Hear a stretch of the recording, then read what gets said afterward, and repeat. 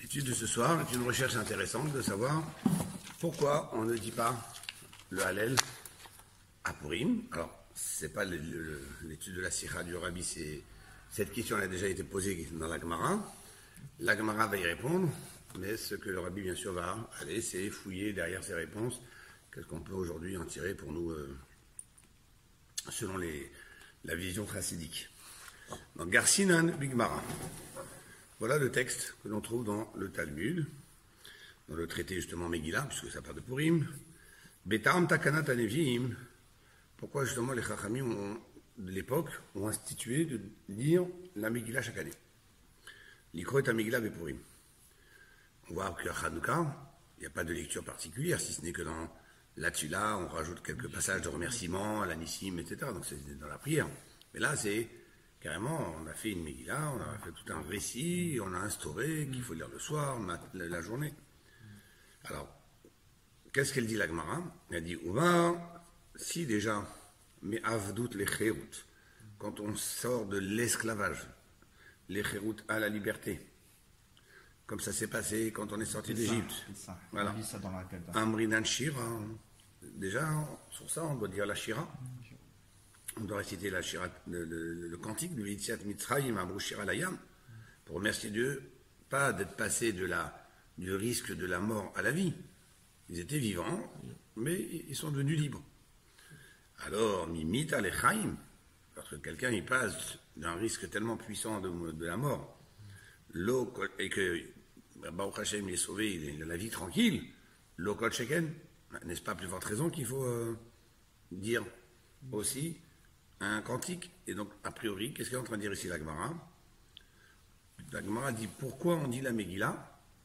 Elle répond, c'est à l'instar de la Shira, du cantique, que les Juifs ont dit à la sortie d'Égypte. Donc c'est comme là, on met sur le même piédestal la Shira, la Shirataya, Mazia Shir Moshe, avec la Megillah. Comme si la Megillah est une Shira, comme si la Megillah est un cantique. Donc ça veut dire que si on pose la question pourquoi on doit dire la Megillah, c'est comme une sorte de cantique, au même titre que les Juifs l'ont fait à la sortie d'Égypte. Et à plus forte raison qu'on a encouru la mort. Maintenant, la Gemara pose une deuxième question. Yahi, alors si c'est comme ça, je suis ton raisonnement, Hallel Nami Nema. Pourquoi tu dis pas Hallel? Tous les jours de Pessah, on dit Hallel. Et même les 2 soirs du Seder, on dit Hallel. Bon, c'est vrai que les 2 soirs de Seder, c'est seulement en diaspora, mais en Israël, on dit et le soir et le matin. Ou Méchané, qu'est-ce que la Gemara répond? Tu as raison, pourquoi à ce moment-là, on ne fait pas aussi le Hallel? Les fiches Enomrim Hallel, Al-Nes, Shebechutza la Haaretz. Parce qu'on ne dit pas Hallel quand un miracle est arrivé en dehors d'Israël. Hanouka, on dit tous les jours Hallel, c'est en Israël. Alors la Gemara dit, elle est sortie d'Égypte, c'était où? C'était en dehors d'Israël. Oui. Yitziat Mitzrayim. Alors pour la sortie d'Égypte, des Nes Shebechutz la Haaretz, qui était un miracle en dehors d'Israël, et Riamunan Shira. Alors pourquoi on dit la Shira alors? Qu'est-ce qu'elle répond la Gemara? Elle dit Kedetania. Je vais t'apporter un texte. Que Israël et les Eretz, tant que les Juifs n'étaient pas encore rentrés en Eretz Israël, donc depuis la sortie d'Égypte jusqu'à la rentrée en Israël, Ursheru Kola Aratzot lo Marshira. Toutes les terres étaient aptes à ce qu'on dise un cantique, c'est-à-dire, tant qu'on n'était pas encore en Israël avec la terre promise, qui était définitivement notre lieu d'installation, il y avait dans le monde, tout le monde entier était encore caché, entre guillemets, pour qu'on puisse dire une shira sur un miracle qui nous serait arrivé dans un endroit du monde. Israël, pardon, les Eretz, la Haaretz, lo urshu kol haratzot lo marshira. Mais dès qu'on est rentré en Israël, ça y est, c'est devenu que c'est le seul endroit qui méritera une shira si on y a un S. Et les autres ne mériteront plus. Donc ils n'ont mérité que jusqu'à ce moment-là. Rav Nachman lui dit, moi j'ai une autre réponse. Kriyata zu halila. La lecture de la Megillah, c'est le Hallel. Kriyata Megillah, ça c'est le Hallel. Ça, c'est sa réponse à lui. Dieu demande pourquoi on ne fait pas le Hallel. La Megillah, c'est le plus beau Hallel. Rava, il donne une troisième réponse. Donc on a la première réponse. On pouvait dire la Shira en dehors d'Israël jusqu'à qu'on soit en Israël. Deuxième réponse, la Megillah, c'est le Hallel. Et troisième réponse, qu'est-ce qu'il dit Rava? Je comprends là-bas, quand on est sorti d'Égypte, Hallelu Avde Hashem, qu'est-ce qu'on dit dans le Hallel? Hallelu Avde Hashem, Hallelu, c'est le passage. Non, ça c'est dans Hallelu Avde Hashem, Hallelu Kol Goïm Shabirko Laomim, on dit là-bas, le passage, on dit louer Dieu, ceux qui sont les serviteurs de Dieu. Donc quand on est sorti d'Égypte, de qui on était les serviteurs? Plus de Pharaon, on était libre, et on était par contre des serviteurs de Dieu. Ok. Les lois des paro, charé les chérut yatsaou, puisqu'on est sorti à la liberté.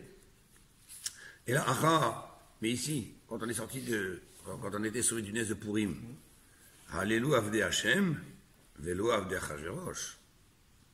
Tu peux pas dire, faites des louanges à Dieu, vous qui êtes des serviteurs de Dieu, qu'il aurait fallu qu'on ne soit pas encore serviteur de quelqu'un d'autre. Mais malheureusement, après le nez de Purim, on était quand même sous l'emprise d'Assuérus. Akate avde Achashverosh anan.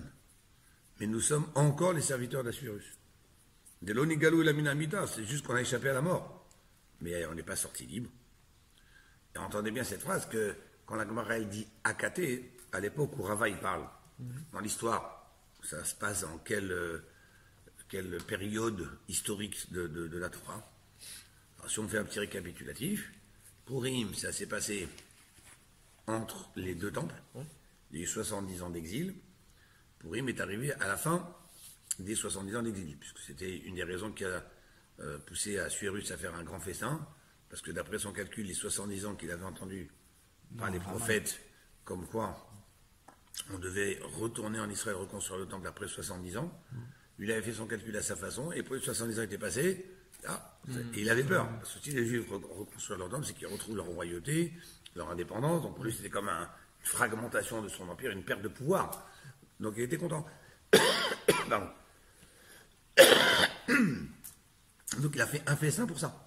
Et c'est pour ça qu'il a même sorti les ustensiles du temple qu'il a récupéré du roi Nabucodonosor, parce que Assuérus était le roi de Perse.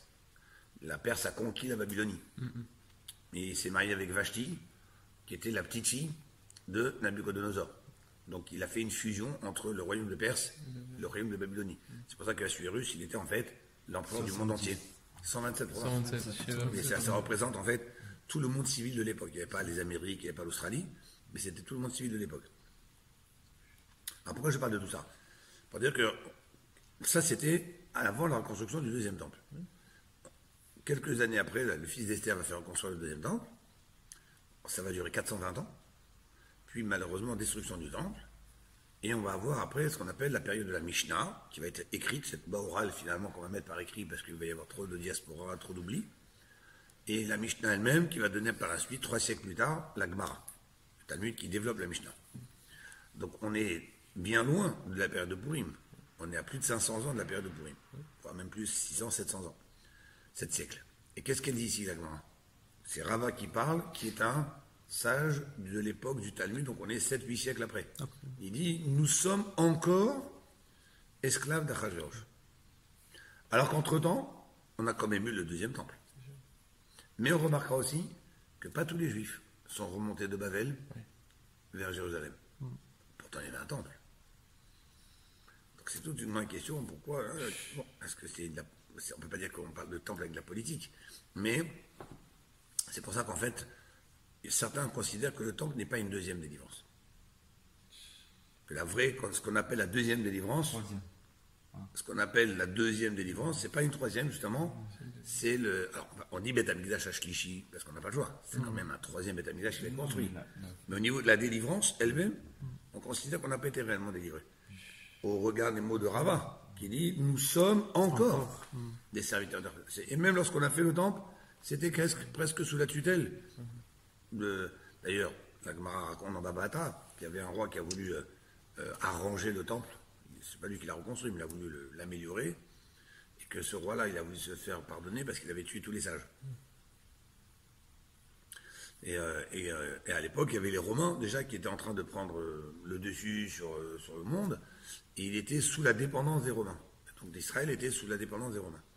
Et il a fait semblant de dire je vais demander à Rome la permission d'arranger le temple. Il a dit le temps que j'envoie un messager, ça va mettre un an, ils vont discuter, ils vont revenir. il a fait un calcul que dans 3 ans, il retrouvera la réponse. Il aura la réponse. Et même s'ils diront non, moi, pendant 3 ans, je veux dire que j'étais sûr que il n'y avait rien de mal. Bon, bref, c'était finalement, pendant ces 3 ans, il a fait un magnifique embellissement du temple. Mais tout ça, ça reste quand même, c'était un temple avec une emprise, une fois les Perses, une fois les Mèdes, une fois le Rome. Donc c'était... Mais pourtant, Ezra, il n'était pas très critique, justement, des Juifs de Babylone qui ne sont pas remontés. Bien sûr, il a même fait une sanction aux Lévim qui n'ont pas voulu remonter en disant qu'on ne leur donnera pas le Maaser, mais qu'on pourra donner aux Kohanim, puisque les Kohanim à la base sont eux-mêmes des Lévim. Mais c'était une démarche, Mais il y a des grands aussi. Une démarche individuelle de Ezra. Il y a aussi des grands qui sont restés, qui ne sont pas montés en Israël. C'est donc le fils de Esther qui a construit le deuxième temple. Oui. Avec qui elle a eu ce fils? Avec Achashverosh. Il n'y a pas un Rachi qui dit qu'elle passait ses nuits avec Mordechai, elle se sauvait. Ça, c'est Midrash. Pardon. Entre les Midrashim, il faut aller comprendre jusqu'au bout. Ouais. Bien. En attendant, si on fait un récapitulatif de ce qu'on vient de dire, Nim Sachesh Gimel Ta'amim, on a trouvé 3 raisons dans le texte. Chez l'Otiknu Lomar Halel et Purim, pourquoi on ne dit pas le Halel à Purim? On va en faire un récapitulatif. Première raison, les filles chez Nes Purim, Aya Bechutz Haaretz. Première raison, on a dit parce que ça s'est passé en dehors d'Israël. Donc, c'est pour ça qu'il n'y a pas de Halel. Deuxième, Kreta Megillah et Bimkom Halel. Deuxième explication d'après un autre sage, la Megillah c'est le Halel. Et troisième, les filles chez Yeshar Lomar Halelu Avdei Hashem. C'est impossible de dire la phrase qu'il y a dans le Halel, louer Dieu, serviteur de Dieu, parce que Akater, Hajerot, Hanan ne sont pas que les serviteurs de Dieu, nous sommes malheureusement encore sous l'emprise de Achashverosh. Et pourtant il n'est plus là. Mais ça veut dire que même le deuxième temple, et jusqu'à aujourd'hui, c'est une suite en fait de cette servitude de laquelle on n'est jamais réellement totalement sorti. Donc le rabbi nous fait un constat, c'est les Ta'am Arishon Gimel. Si je prends la première raison, la troisième raison, un c'était parce qu'on est Chutz Haaretz, ou l'autre c'est parce qu'on n'est pas encore entièrement libre. On était encore dépendant d'Achashverosh. En Chiyuv Lomar Halel, il n'y a pas d'obligation de dire le Halel. On ne peut pas dire Halel. Tu ne peux pas dire Halel dans un état pareil. Soit parce qu'on est en Chutz Haaretz, ou soit parce que tu n'es pas entièrement libéré. Mais regardez quand même la deuxième raison. La deuxième raison, elle ne dit pas qu'il ne faut pas dire le Halel. Qu'est-ce qu'elle dit la deuxième raison? L'état Macheni Chayavim Be'Halel. Pour la deuxième raison, oui, il faut dire le Halel. Mais c'est quoi le Halel? C'est la Megillah. Donc il ne dit pas, comme on ne peut pas dire le Halel X raison, donc on a fait une allusion, un petit remplacement, une substitution. Non. Il dit oui, il faut dire Halel. Ça veut dire que lui il ne tient pas de la première raison qu'il dit parce qu'on s'était en Chutz Haaretz. Il ne tient pas de la dernière raison qu'il dit qu'on n'a pas été entièrement libéré, on est encore serviteur d'Achashverosh. Lui il dit oui, on peut dire Halel. Et c'est la Megillah. Mais dans la Megillah, il n'y a aucun moment le nom de Dieu qui apparaît, et dans le Halel, il y a beaucoup de fois où on remercie précisément Dieu, on le nomme. Tout à fait. C'est un Halel de circonstance, mais c'est un Halel quand même.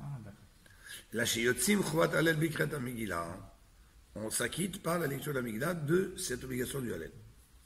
D'ailleurs, ça a une importance halachique que, mis entre parenthèses, ou les dates à Meiri, d'après un des commentateurs du Talmud qui s'appelle le Meiri, Nafkamina l'alacha, ça peut avoir une conséquence dans la pratique. Comment? Michel no Megillah. Imaginons quelqu'un qui n'a pas de parchemin. Megillah ce parchemin. D'après les Tam del Kriyat Azui Lila, Chayab Bikrat Halel. Lui, étant donné que normalement, si je suis le deuxième avis, on doit dire le Halel. Mais c'est la Megillah qui t'en acquitte. Donc si tu ne peux pas t'en acquitter par la Megillah, parce que tu n'as pas de Megillah, qu'est-ce que tu devrais faire? Tu devrais faire le Halel. C'est pour aller jusqu'au bout du raisonnement. Maintenant, intéressant de réfléchir aussi, la troisième réponse, d'insister un peu dessus. Akate Avdei Achashverosh Hanan. Qu'est-ce que c'est que cette phrase? Nous sommes encore les serviteurs d'Assuérus. Comme Rashi a dit, l'onigalou et la minamida, que quand on a été libéré à Purim, c'était que de la mort, du danger de la mort. Mais on est resté quand même sous la tutelle d'Assuérus. Mais, Kushat Akmara Idan, même comment Medet, on aurait dit, mais il y a quand même une question. Rappelez-vous, c'était quoi le raisonnement du départ? Si déjà les Juifs en sortant d'Égypte, rien que parce qu'ils ont été libérés d'un esclavage, ils ont dit une shira. Mimita lechaim de kol sheken, c'était quoi la première remarque de l'Agmara? N'est-ce pas plus forte raison que quelqu'un qui est sauvé de la mort, il doit aussi dire une shira? Qu'est-ce que tu me réponds? Oui, mais on a encore des serviteurs d'Assuérus. Mais tu as quand même été sauvé de la mort. Alors, c'est pas rien. Ah, parce que tu es gêné par ce pasouk qui dit qu'il faut être il faut louer ceux qui s'appellent les serviteurs de Dieu et pas les serviteurs d'Assuérus. Tu vas me dire, alors finalement, qu'est-ce qu'on fait? Bon, on dit rien. Ah ouais, toute la reconnaissance d'avoir été sauvé de la mort, ça, non, ça suffit pas. Arrêter Potter et Adam, ça peut suffire pour dire qu'un homme, il n'a pas besoin d'avoir une reconnaissance d'avoir été sauvé. Mimita le Chaim, passer du risque de la mort à la vie. Et que la Magmara elle-même, elle dit, il y a plus forte raison. Ça, c'est encore plus fort que d'être sorti simplement de l'esclavage. Donc si c'est à plus forte raison, ça veut dire que c'est tellement important qu'un juif exprime sa reconnaissance à Dieu d'avoir été sauvé de la mort. Qu'est-ce que tu me dis? Oui, parce que le passouk qui dit qu'il faut être Avdé Hachem. Et on n'est pas Avdé Hachem, on n'est pas serviteur de Dieu, on est serviteur encore d'Achashverosh. Ok, alors, trouve quelque chose, trouve un substitut, enlève ce passouk. Fais le Hallel sans ce passouk. Et le rabbi nous dit, on doit comprendre de cette remarque, cette troisième réponse de Rava, comme on n'est pas Avdé Hachem uniquement, on est Avdé Achashverosh, on ne peut pas dire le Hallel. Le rabbi nous dit, ça nous pousse à comprendre quelque chose, un message très fort. Comme si on ne pouvait pas séparer les deux choses. Pour dire le Hallel, il faut être Avdé Hachem, entièrement libre, il ne serviteur que de Dieu. Que s'il te manque cette condition, que ça t'empêche de dire le Hallel, même si tu as envie de le dire parce qu'il y a eu un grand miracle en parallèle que tu as été sauvé de la mort. Et c'est la Megillah qu'on a dit, bon, vu quand même qu'il y a quelque chose qui a été important, que tu as été sauvé de la mort, à plus forte raison si déjà quand on sort de l'esclavage, ça veut dire que Hallel, il faut être Eved Hashem. Donc on va essayer de comprendre pourquoi cette obligation profondément. Avant de passer aux explications, on va encore relever d'autres détails qui vont être tous répondus par l'étude qu'on va faire après. Veine. Bigmara Shamamshir. La Gemara continue à développer les réponses qu'on a vues, les trois réponses qu'on a vues. On rappelle donc, première réponse, c'était en Choussal Haaretz. Deuxième réponse, le Hallel, la Megillah c'est le Hallel. Et troisième réponse de Rava, c'est on est encore des esclaves d'Achashverosh, donc on n'est pas entièrement libre. La Gemara continue en disant Ben le Rava, Ben le Rav Nachman, Kashia.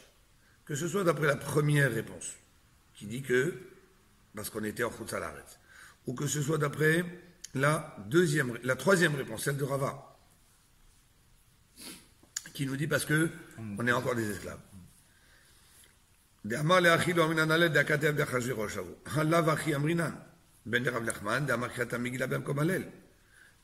ce qui voudrait dire qu'il y aurait quand même la Megillah qui peut servir de lecture de Hallel, de remplacement de Hallel, de substitut de Hallel.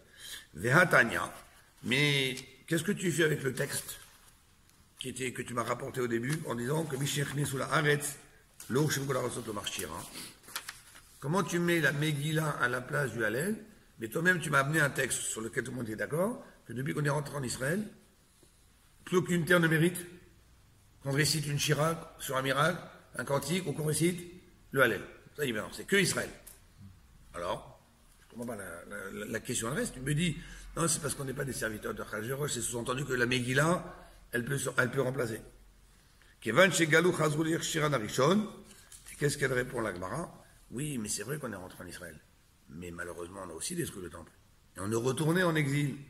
Donc ça veut dire que les terres sont devenues des terres d'accueil du peuple juif, dans lesquelles on peut de nouveau réciter le Hallel.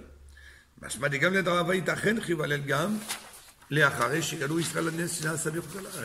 veut dire que Rava, il est d'accord que, puisqu'on est ressorti malheureusement d'Israël par l'exil de la destruction du premier temple, ça veut dire que du coup les terres sont devenues des terres d'accueil du peuple juif, donc elles méritent à nouveau ces terres-là, puisqu'on s'y trouve et qu'elles nous accueillent, et si on y vit un miracle, alors on peut de nouveau dire le Hallel.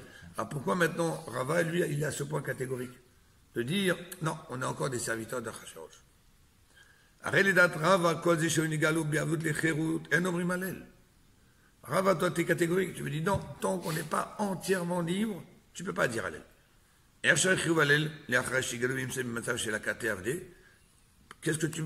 Donc, d'après lui, on ne peut pas dire, on n'est pas des Avdé Hachem, on n'est pas des serviteurs de Dieu, donc on ne peut pas dire de Hallel, mais nous-mêmes, on a dit que les terres ont retrouvé, en accueillant les Juifs, ce droit, entre guillemets, d'y réciter des cantiques pour Dieu, pour des Nissim.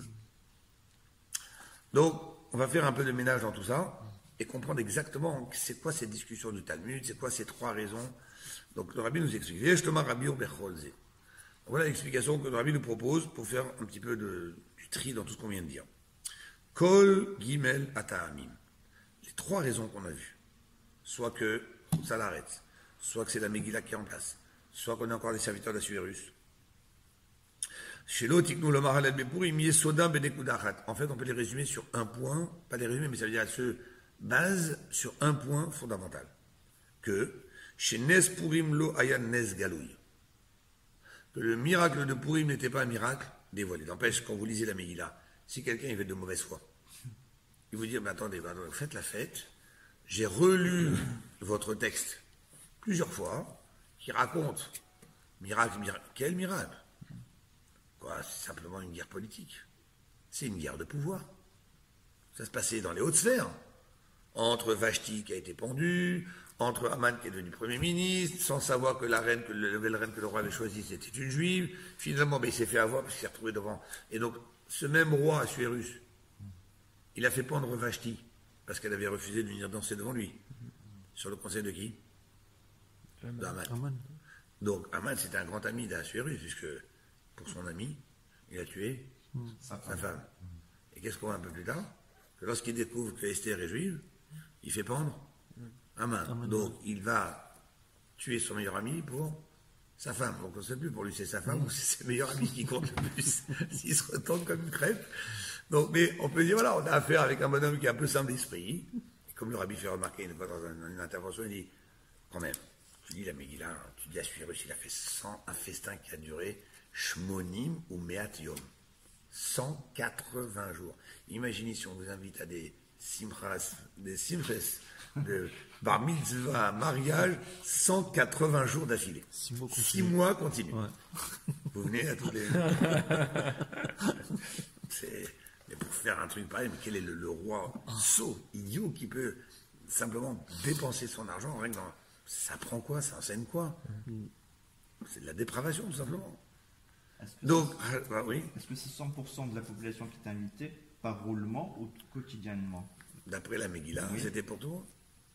Et après, les 180 jours, il y a eu encore 7 jours pour les gens de Shushan. En plus. Et 100% des juifs aussi y assistaient?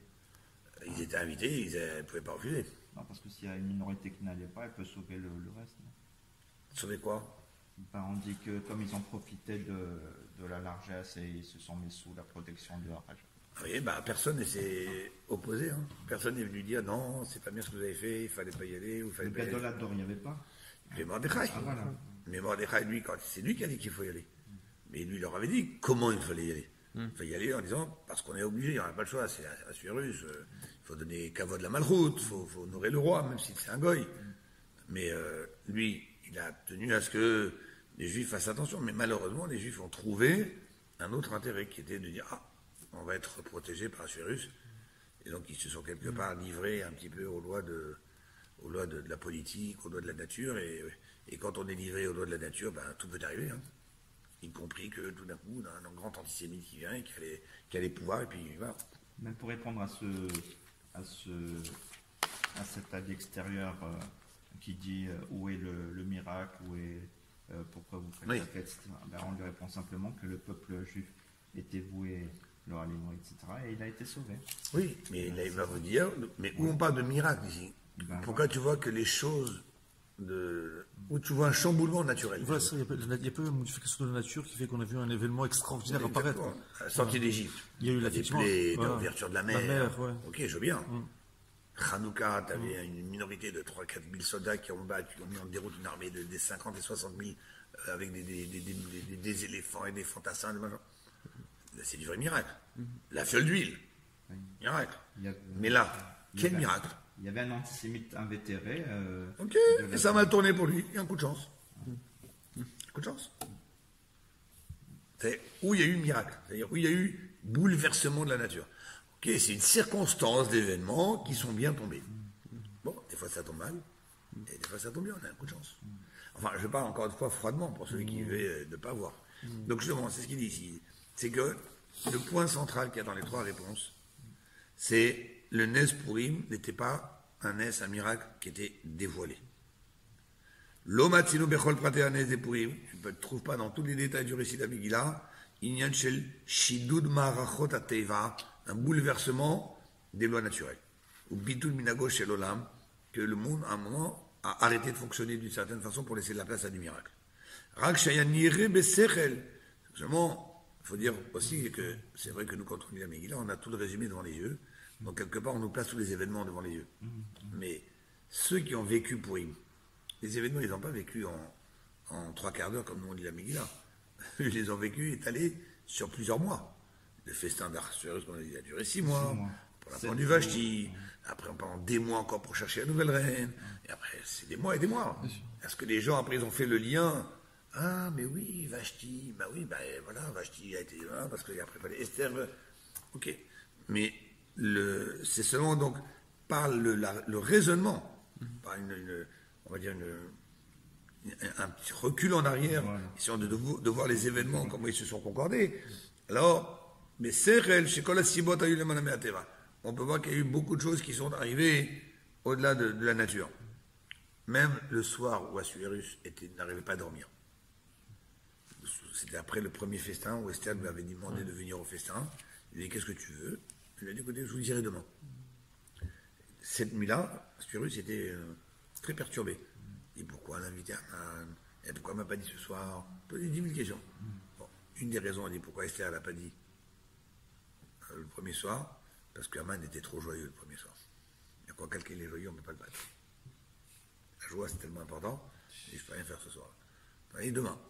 Et comme entre-temps, il y a eu le roi qui n'arrivait pas à dormir, qui a demandé de se faire lire le livre des chroniques. On a rappelé que Mordechai a sauvé le roi, hein, mais qu'on n'a pas récompensé. Et qui est-ce qui était en train de venir dans la cour du roi? C'était Aman pour demander l'autorisation de pendre Mordechai sur une potence qu'il avait préparée. Et il n'a pas eu le temps de demander au roi ce qu'il voulait. Le roi lui posait la question que, d'après toi, qu'est-ce qu'on ferait à l'homme que le roi veut honorer? Et Aman, il a tout pensé sur lui.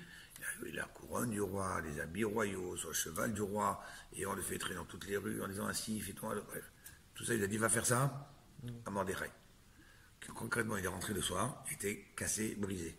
Quand il est arrivé au deuxième festin cassé, brisé, il dit, ah, là, il est tout prêt, c'est bon. Il est facile, on peut terminer facilement. Mais le premier soir, trop joyeux. Donc la force de la joie. Je voulais dire quelque chose. Mettez un peu à pause. Donc, Ilu Takanat Kriata Hallel, et en d'autres termes, ce que la Gemara a voulu nous dire, que réciter le Hallel, c'est Al-Nes Shebe Galui Davka. C'est uniquement sur un miracle qui a complètement bouleversé, qui a fait un éclat de divinité. La preuve, c'est que si quelqu'un, vous voyez, par exemple chez les chassidim, on dit qu'il faut arriver à vivre un simple mercredi d'un milieu de semaine, c'est-à-dire Shabbat est déjà passé il y a longtemps, l'autre Shabbat il n'est pas encore là, il n'y a même pas de Kriyat Torah, ça fait 2 jours qu'on n'a pas la Torah, parce qu'on a la dernière Torah qu'on a eu c'est lundi, on a passé mardi, on est mercredi, donc a priori c'est le jour de la semaine où il n'y a plus rien, on est vraiment un petit peu en bas, dans le creux du spirituel de ce qu'on pourrait avoir durant toute la semaine. Chez les chassidim, il y a un mot qui dit que faire en sorte que même un simple mercredi ce soit un Yom Tov.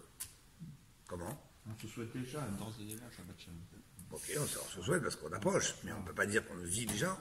Mais pourquoi ce soir un Yom Tov? C'est-à-dire qu'un juif doit réaliser qu'est-ce qu'il y a. Un mercredi aussi, c'est un jour exceptionnel. Un mercredi, c'est un mercredi de la vie. C'est encore un jour où j'ai servi à Kadosh Baruch Hu, où j'ai prié Dieu.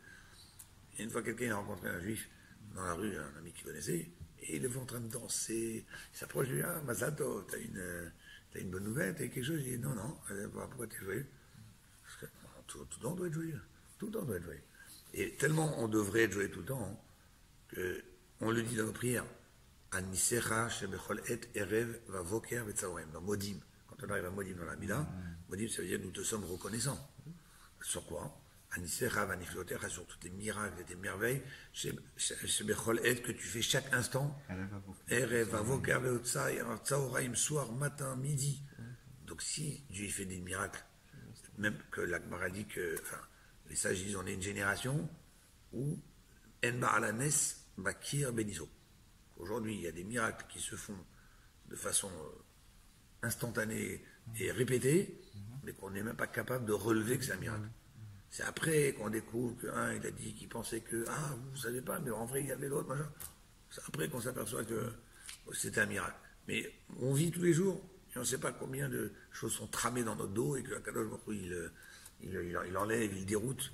Donc, alors, on devrait dire Hallel tous les jours. Un juif, quand il est en exil, et quand il est dans la persécution, le fait qu'il arrive à rester debout, vivant, on devrait dire Hallel tous les jours. Et pourtant, qu'est-ce que dit la Gemara? Akoré Hallel Bechol Yom, celui qui voudrait dire le Hallel tous les jours, mais sincèrement, parce qu'il a envie de t'exprimer Hachem, je ne veux pas m'endormir, je ne veux pas moi faire comme ceux qui s'oublient de tout ce que tu nous fais, je veux dire le Hallel et prendre conscience et faire prendre conscience qu'on doit te remercier tous les jours. C'est puissant comme sentiment. Et bien pourtant, c'est pas tout ce qu'on a envie de faire qui est toujours bien. La Gemara, elle dit, Arezé, Mecharef ou Megadef. C'est comme s'il blasphème. Pourquoi? Bien que nous sommes reconnaissants à Dieu dans nos prières tous les jours, sur les miracles, il y a tous les jours, même ceux qu'on ne voit pas. On nous dit, et qu'on ne parle pas, c'est pas un mot allégorique, il nous fait des miracles, bon, c'est pas vraiment des miracles, mais c'est une façon de parler. Non, Nisera, on parle bien de Nes. Pour ça, on ne dit pas, donc on devrait faire Hallel tous les jours. Et au contraire, non seulement tu ne dois pas faire le Hallel tous les jours, mais si tu le fais, alors à ce moment-là, tu considères quelqu'un de négatif. Pourquoi? Les filles, Shenam, Nissim, Louim. Parce que ce ne sont pas des miracles dévoilés. Et comme on vient de le dire, ce qui ressortait des trois explications, il faut un miracle dévoilé. Seulement, alors maintenant, on veut bien entendre cette explication, mais c'était pas dans les mots de ce qu'on a lu avant. Une première raison, c'était parce que on ne dit pas de Hallel en dehors d'Eretz Israël. L'autre raison, c'était, il y a la Megillah à la place. Troisième raison, c'était parce qu'on est encore des serviteurs d'Achérus. Alors le Rabbi nous dit, mais le point central des trois réponses, c'est ça. C'est, le Nes n'était pas dévoilé. Où est-ce qu'on voit ça dans les mots des trois réponses? Et la Sheesh Chiluk Ikar Iben Nasir Shebechol Yomim, Nisecha Shebechol Yomanu, les gars, Nes Purim. Seulement, Nes Purim, il a quand même une différence par rapport à tous les miracles que l'on vit au quotidien, mais qu'on ne réalise pas combien ce sont des miracles de façon dévoilée. Nisecha Shebechol Yomanu Ema Chasadim Abayim Anagativit. Les miracles dont on parle dans notre prière, merci Hachem pour tous les miracles que tu nous fais, c'est des miracles qui ont été mis dans le fonctionnement de la nature. C'est-à-dire, vous voulez demain que je vous fasse un miracle? Demain matin, vous allez voir, le soleil va se lever. Ça va, c'est une plaisanterie. Non. Si on réfléchit, chaque instant d'existence du monde, c'est un miracle. Chaque battement de cœur, respiration. Toute la création. On a déjà expliqué une fois le projecteur. Vous vous rappelez qu'on a dit du projecteur? Le faisceau lumineux du projecteur, c'est lui qui donne l'animation de l'image qui est sur l'écran.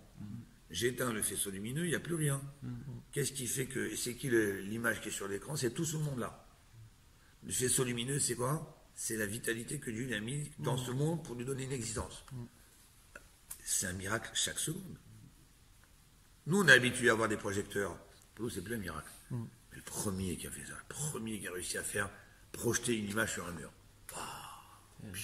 Ils sont sortis du cinéma en courant, ils avaient peur. Ils pensaient que c'était des vrais. Le train, les frères lumière, le train qui arrive. Bien sûr, c'est vrai. Bon, mais ce sont quand même... Alors nous, on s'habitue. On a fait ça, c'est une prouesse technique, tout ce qu'on veut. Eux, ils ne savaient pas, ils ne connaissaient pas le mécanisme. Mais en vrai, ce sont des miracles. Aujourd'hui, chaque chose, on est habitué. Bon, le soleil va se lever demain. Et pourquoi il se lèverait demain? Qui fait que? Et pourquoi son cycle ne s'arrêterait pas? Il y a combien de fois dans la science, on dit, quand il y a des événements comme ça, des grands événements, on dit c'est cyclique. Bon, ben, ça a duré un certain temps, après ça s'est arrêté. Ben, qui te dit que le cycle du soleil, il ne va pas s'arrêter demain? Ben non, c'est pas pour tout de suite. Pourquoi? Parce que tu n'as pas été capable de le prévoir à l'avance, peut-être qu'il va s'arrêter demain. Et en fait, chaque jour, c'est un miracle. Mais comme ce sont des miracles qui sont, quelque part, habillés, cachés dans une nature, c'est ça le Nissim dont on parle, dans la Tfila. Ce sont des bontés, Abaï Banagativit, qui viennent de façon naturelle, automatique. Vénikret Nisecha. Alors pourquoi tu les appelles tes miracles, si ce ne sont pas concrètement des miracles? Parce que chez Fiché Bemet, Afin Wanagatevari, Nissim. Parce que toute l'existence de la nature et toute la façon dont Dieu gère la nature, c'est des miracles. Que me voit Nissim Rabim Etmidim Vetkufim. J'ai marqué dans d'autres endroits, c'est expliqué, c'est développé, que chaque chose, quand tu regardes dans la nature, et quelqu'un une fois il a fait remarquer un exemple tout simple, auquel je pense ici. Normalement, quand vous mettez dans l'eau quelque chose qui est congelé, mettez un poulet congelé dans l'eau, il flotte ou il coule? Ben, il a coulé. Il coule. Ouais, parce qu'il est plus lourd que l'eau. Ah, pourquoi la glace, dans l'eau et la glace, elle flotte? Pourquoi le glaçon, ça flotte? C'est une question de densité. Alors, il y a une question de densité. Enfin, c'est ce que la Oui, physique. mais pourquoi le poulet, à ce moment-là, s'il est congelé, il devrait peut-être avoir aussi une densité différente, parce que maintenant il a congelé. Mais c'est pas que de l'eau. Ok? Mais en attendant, prenons autre chose qui va congeler, même si c'est un liquide, mais il n'y a que l'eau, qui lorsqu'elle congèle, elle flotte. Il y a une personne qui dit, bon, on va expliquer ça physiquement parlant, etc. Et qui dit, mais Akadosh Baruch Hu, il a fait ça, c'est un miracle de tous les jours. Pourquoi? Parce que si l'eau, quand elle congelait en glaçon, si le glaçon était plus lourd et il tombait au fond, il se passerait quoi? Ben, c'est que le fond, il va être rempli de glaçons, et pendant ce temps-là, le dessus va recongeler à nouveau, va former des glaçons qui vont à leur tour couler, glaçons qui vont à leur tour couler, glaçons qui vont à leur tour couler. Donc, tout sera glacé. Une masse de glace. Ouais. Et donc, il n'y aura plus la faune aquatique, il n'y aura plus rien. C'est une destruction totale. Donc la glace, en flottant, ben, quelque part, elle barre, elle fait séparation entre les grands froids et l'eau qui est en dessous. C'est que l'eau qui est en dessous, elle peut être très froide, mais la glace qui est au-dessus la préserve. Donc ça veut dire que tout ça, c'est un système incroyable. C'est chaque chose. Une fois, aujourd'hui, on sait combien on déséquilibre l'écologie en voulant faire ceci, en voulant faire cela.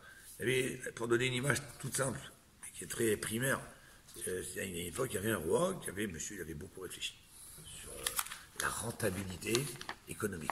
On parle beaucoup aujourd'hui de la rentabilité, n'est-ce pas? Et à un moment, il avait réfléchi, il a trouvé une superbe idée. Il s'est dit, quand on sème les graines dans le sol, il se passe quoi? Ben, les oiseaux, ils viennent picorer. Donc finalement, on n'a pas autant de résultats de ce qui va pousser que de graines qu'on a poussées, parce qu'il y en a beaucoup qui vont être mangées par les oiseaux. Donc il a dit, bon, je veux augmenter le rendement des terres. C'est ce qu'on fait aujourd'hui, on va augmenter le rendement dans tout. Et donc qu'est-ce qu'il a fait? Il a décrété sur sa région que tous ces sujets doivent lui amener un oiseau, vivant ou mort. Donc débrouillez. Payez un chasseur, faites ce que vous voulez. C'est un décret, tout le monde a eu peur, donc on a chassé, à la fin, plus aucun oiseau.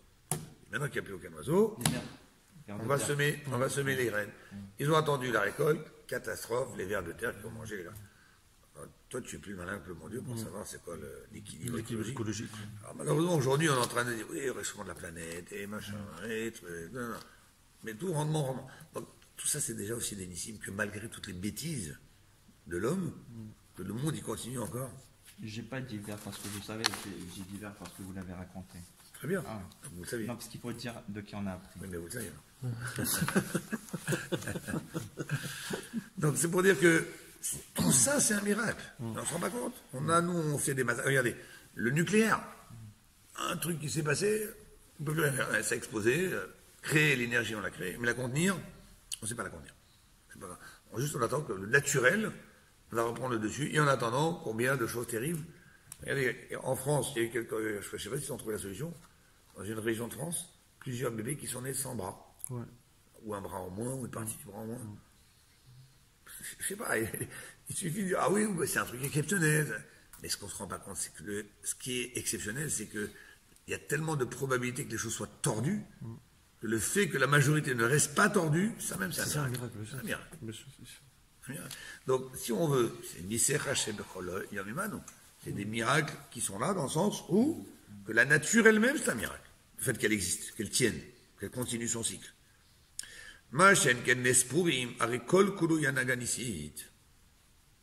Alors que le Nes de Purim, c'est des chamboulements complètement inattendus, enfin pas inattendus, complètement anormaux dans leur dimension, dans leur grandeur. Et la chianesse a émouvache bédar keateva. Mais la finesse, c'est d'avoir donné une apparence comme si que c'était une guerre de pouvoir. Et que, voilà, ça s'est mal passé au niveau de la hiérarchie, de la haute hiérarchie des Perses. Donc, la reine Yeshmakom et Shaklavitaya. Donc, quelque part, voilà la différence entre les nissim de tous les jours, que sur ça, la Gemara dit que celui qui voudrait dire Hallel tous les jours sur ces nissim-là, mais qui sont dans la nature telle que Dieu l'a mise en place, ok, Dieu l'a mis un S constant, qui est la nature qui tourne. C'est pas le moment de mettre le Hallel. Le Hallel, il est lorsque Akadosh Baruch Hu chamboule la nature. Purim, c'est un S qui est pas dans la nature, mais qui est quand même passé par des explications qu'on pourrait donner naturelles, que c'était des événements avec une guerre entre les gens du pouvoir. La reine Yeshmakom Shaklavitaya. Donc Purim crée une discussion. Que Im Yeshri va Miratalel Bepurim. C'est là où on a envie de se dire, mais quand même, c'est un Nes, c'est pas le Nes de tous les jours. C'est pas naturel. Quand tu regardes et tu reprends du recul, et que tu, avec un peu de jugeote, tu es d'accord de dire, mais c'est un grand miracle qu'il y a eu, donc tu as envie de dire le Hallel. Mais vu la façon dont le Nes s'est passé, qui est passé par des voies naturelles, où c'est passé entre Asuérus, Saman, Vashti, donc on pourrait dire, non, peut-être qu'on n'a pas d'obligation de dire le Hallel. Voilà pourquoi il y a ici une discussion. Donc on n'est pas du tout dans le miracle de tous les jours, qui est en soi une nature, qui n'appelle pas à devoir dire le Hallel tous les jours. Purim, c'est à cheval.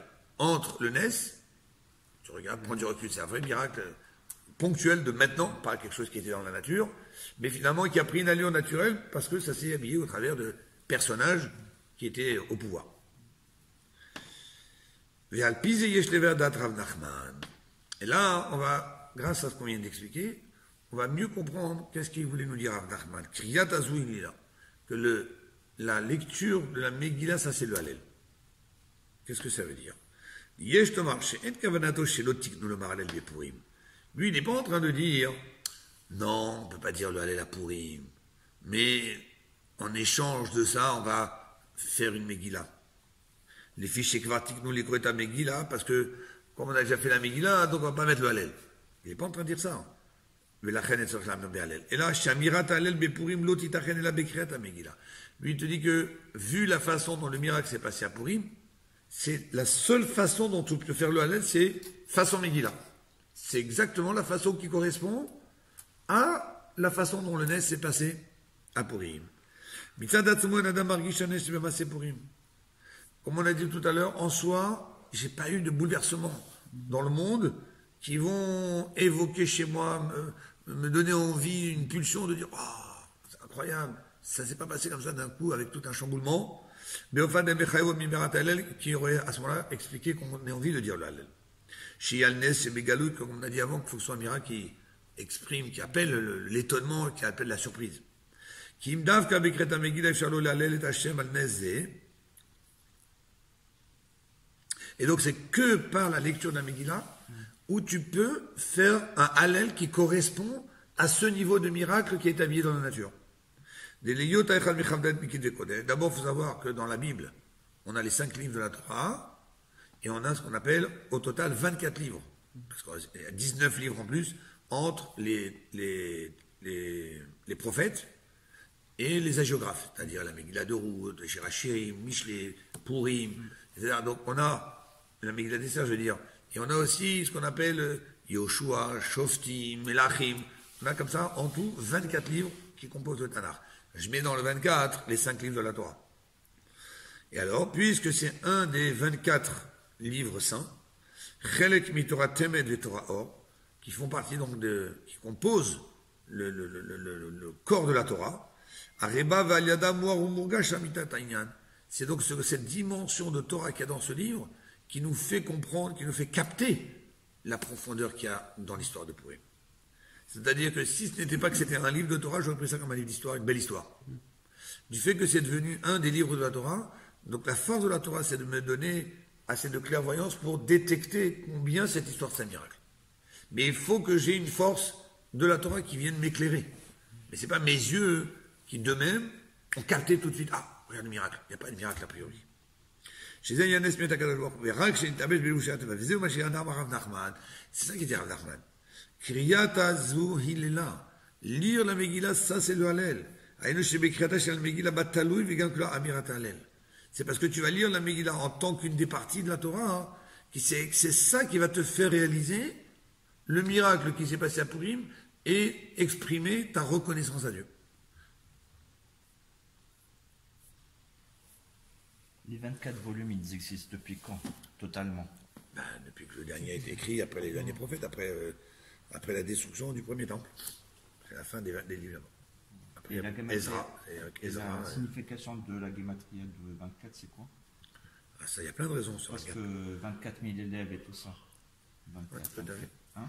Est-ce que c'est lié? Non, pas lié. Ça doit être lié. Le chiffre 24, il y a un rapport, mais là, j'ai pas la liaison, je ne l'ai pas ici, je ne l'ai pas en tête.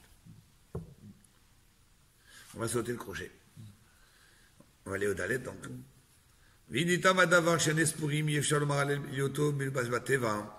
Maintenant, on va expliquer davantage pourquoi un miracle habillé.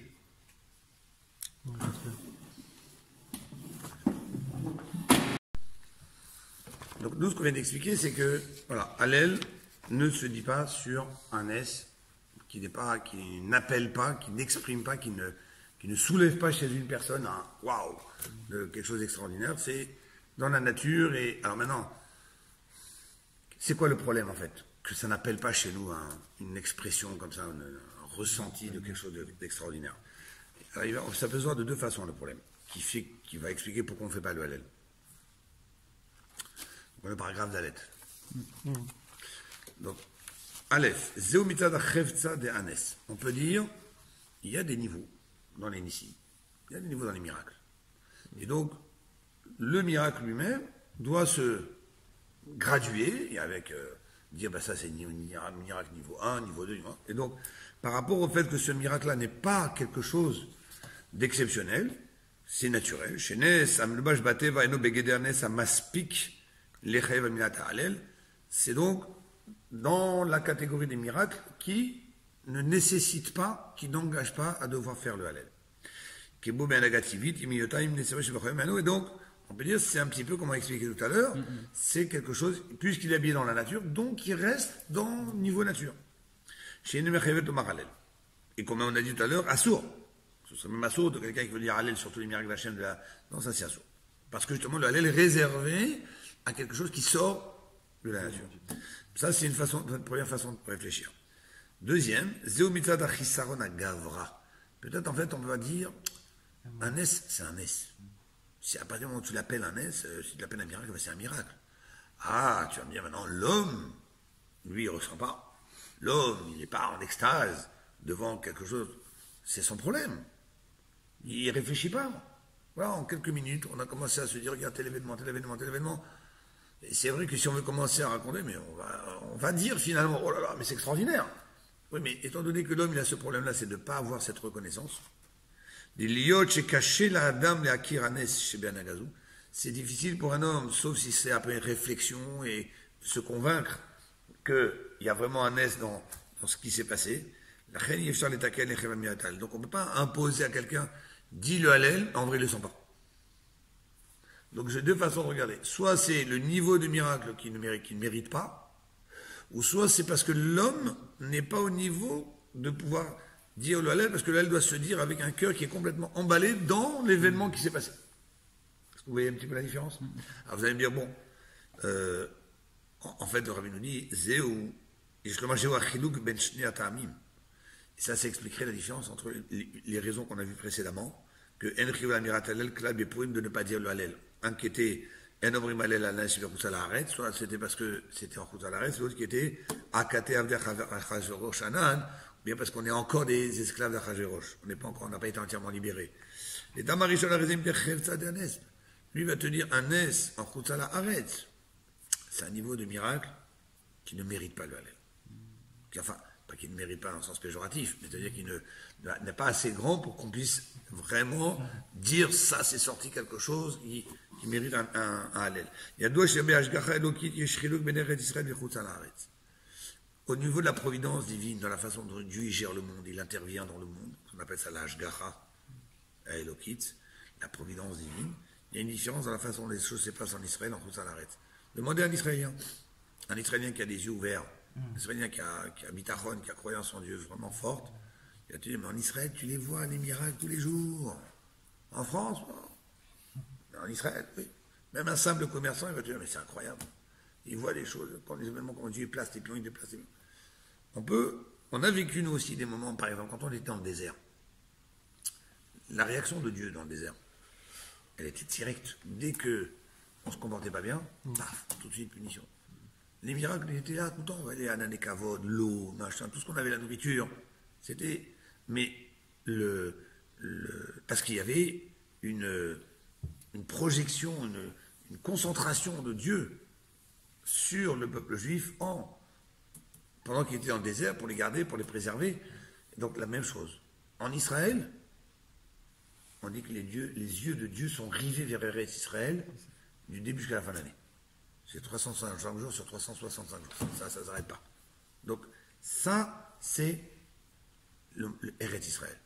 Et la Gemara dit, et puisque Akadosh Baruch Hu, il a les yeux rivés vers Eretz Israël, alors, en passant, il dit, bon, Eretz Israël, c'est un pays qui a des frontières, avec des frontières qui ont des frontières, et donc du coup, Akadosh Baruch Hu se préoccupe aussi du reste du monde. C'est parce qu'il s'est d'abord préoccupé d'Eretz Israël qu'il dit, bon, après tout, Eretz Israël, c'est un pays qui a une influence, qui reçoit, qui dépend, qui communique. Donc on va aussi donner au reste du monde pour que Israël ne soit pas le seul, ne soit pas tout seul. Donc, il y a une différence entre la Hashgacha d'Israël et Chutzaret. À l'Eretz Israël, il y a marqué En Hashem Lokecha Ba, les yeux de Dieu ils sont rivés, c'est pas sur la Torah, mais Reshit Hashana va Acharit Shana, du début jusqu'à la fin de l'année. Et une fois que c'est la fin de l'année, c'est qu'est-ce qui se passe? Ben, c'est de nouveau du début jusqu'à la fin de l'année. Et après la fin de l'année, il se passe quoi? Alors, donc ça veut dire quoi là? C'est tout le temps. Alors pourquoi dire du début jusqu'à la fin de l'année? Quel intérêt? Dis tout le temps.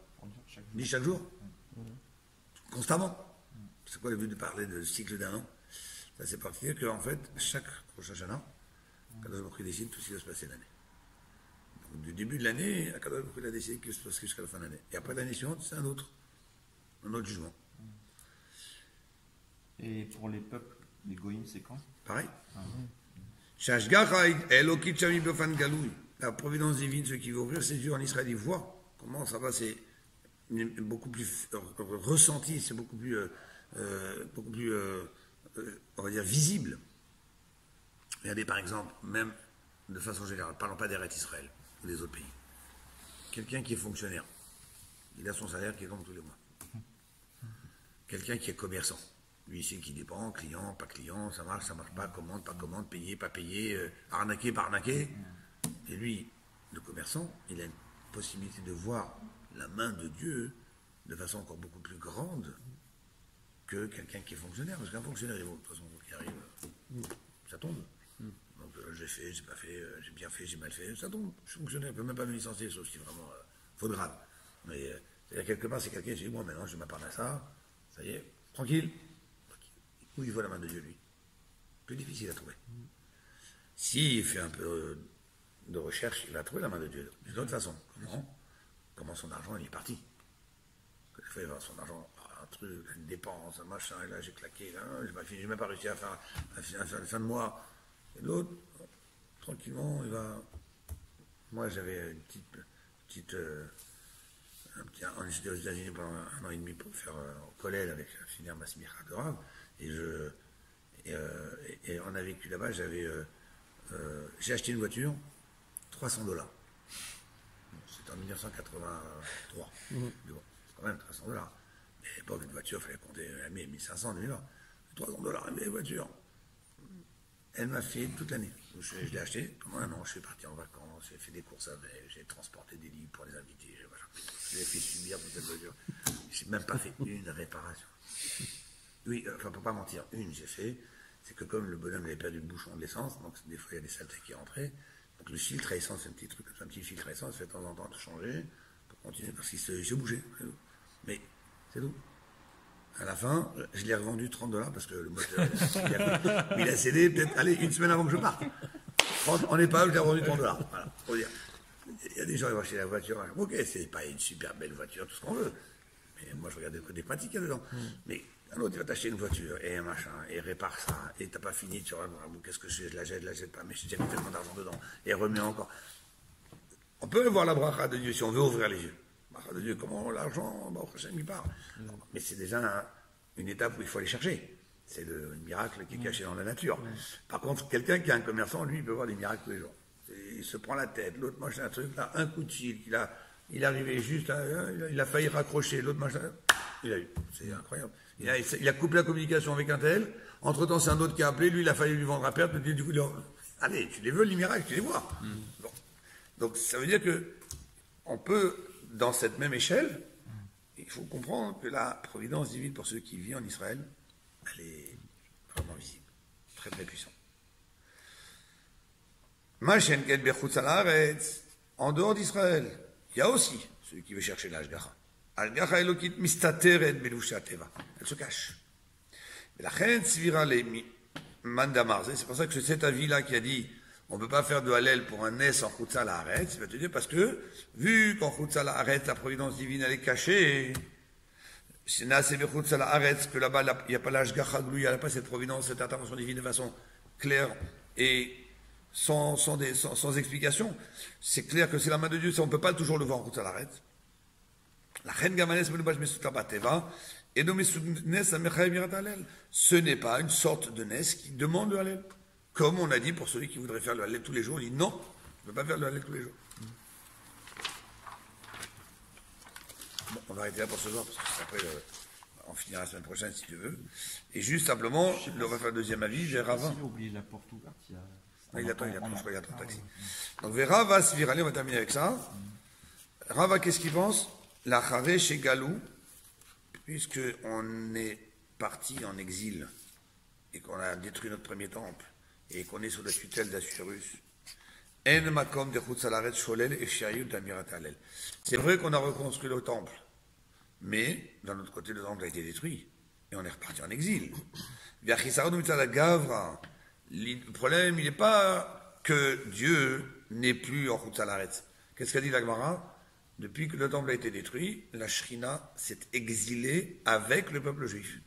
Donc, ce qui veut dire que le Chutz La'aretz a retrouvé une présence divine comme celle qu'il y avait en Eretz Israël. Parce que, justement, cette présence divine s'est exilée avec le peuple juif. Alors, si la présence divine de nouveau s'exile en Chutz La'aretz, donc ce qui veut dire, il y a une providence divine en Chutz La'aretz qu'on va retrouver comme en Eretz Israël. Alors, on pourrait dire le Hallel en Chutz La'aretz. Oui, mais là, le problème, il n'est pas par rapport à la catégorie de miracle. C'est pas que le miracle n'est pas assez fort pour qu'on puisse dire le Hallel. Ravaï te dit, c'est l'homme qui a un problème. Nous sommes encore des esclaves d'Achashverosh. C'est-à-dire, il faut que l'homme ressente cette proximité avec Dieu. Celui qui a cette proximité avec Dieu, il peut voir même en Chutz La'aretz le comportement miraculeux que Dieu a avec nous. Sinon tu ne peux pas le voir tant qu'on est assujetti aux nations du monde.